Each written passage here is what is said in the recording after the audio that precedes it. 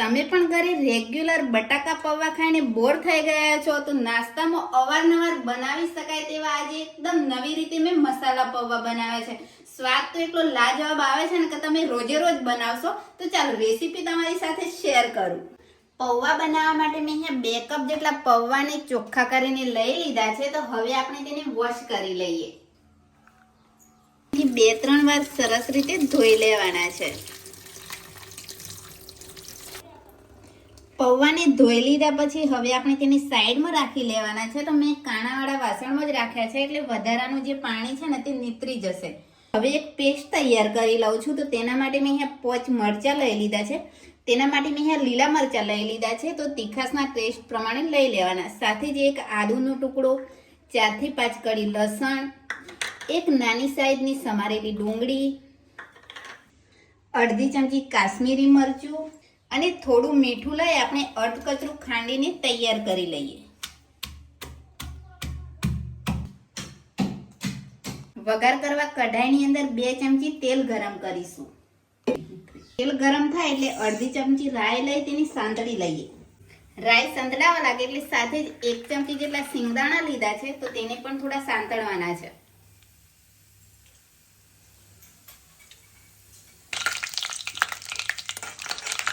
સિંગદાણા તળાઈ ગયા છે એટલે હવે અડધી ચમચી જીરું, મીઠા લીમડાના પાન, ચપટી જેટલી હિંગ એડ કરી લઈએ। વઘાર સંતળાઈ જાય એટલે આપણે જે પેસ્ટ બનાવીને રાખી છે તેને મિક્સ કરી લેવાની છે।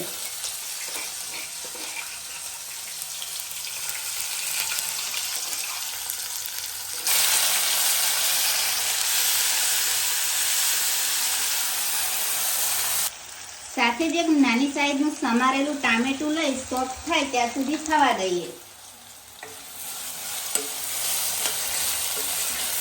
ટામેટું સોફ્ટ થઈ ગયું છે એટલે પૌવા ઉમેરીશું। તો પૌવાને પલાળ્યા પછી જો એકદમ સોફ્ટ થઈ ગયા છે।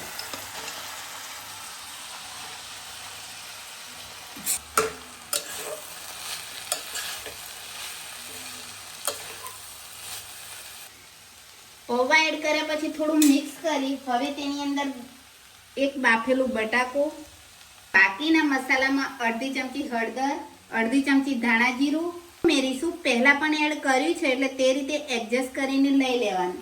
હળવા હાથે બધાને મિક્સ કરી લઈએ।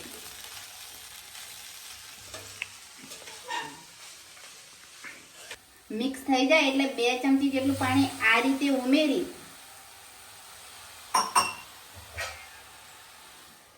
કવર કરી અને 2 મિનિટ જેવું થવા દઈએ જેથી પૌવાની અંદર બધા મસાલા મિક્સ થઈ જાય। 2 મિનિટ પછી પૌવા સરસ રીતે બની ગયા છે। તો લાસ્ટમાં તેની અંદર અડધા લીંબુનો રસ અને લીલા ધાણા ઉમેરી મિક્સ કરી લઈએ। તો અત્યારે આપણે ગેસની ફ્લેમ બંધ કરી લેવાની છે। જો પૌવા એકદમ છૂટા છૂટા બહુ જ મસ્ત બન્યા છે। તો તમે ઘરે રેગ્યુલર બટાકા પૌવા તો બનાવતા જ હશો પણ આ રીતે બનાવીએ ને તો યુનિક અને બહુ જબરજસ્ત ટેસ્ટ આવતો હોય છે। રેસીપી કેવી લાગી તે કમેન્ટ કરજો અને હા પસંદ આવ્યું હોય તો લાઈક શેર કરવાનું બિલકુલ ના ભૂલતા।